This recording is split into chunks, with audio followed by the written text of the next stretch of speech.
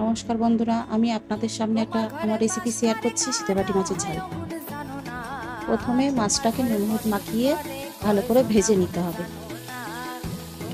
মাছটা ভালো করে ভেজে তুলে নিতে হবে।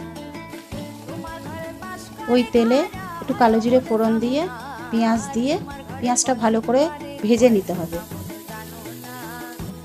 পেঁয়াজটাকে ভালো করে ভেজে নিয়ে রসুন পেস্ট দিয়ে খানিকক্ষণ নেড়ে চেড়ে তাতে টমেটো পেস্ট কাঁচা লঙ্কা দিয়ে ভালো করে ভেজে নিতে হবে।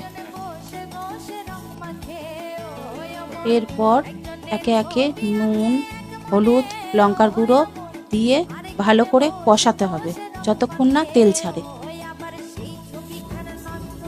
ভালো করে কষিয়ে নিয়ে সর্ষেটা দিয়ে দিলাম। আমি এখানে সর্ষে পাউডার ব্যবহার করেছি, আপনারা চাইলে সর্ষের পেস্টও ব্যবহার করতে পারেন। সর্ষেটা দিয়ে ভালো করে নেড়ে ছেড়ে নিয়ে তারপরে পরিমাণ মতন জল অ্যাড করলাম।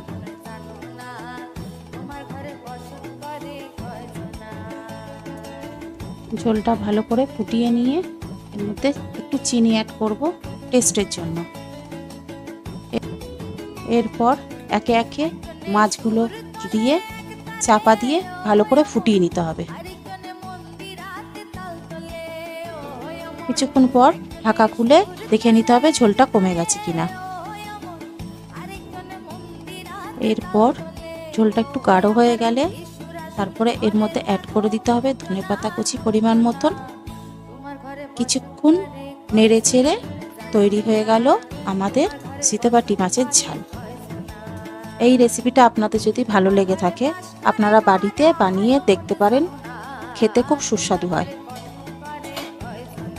ভিডিওটি দেখার জন্য আপনাদের ধন্যবাদ।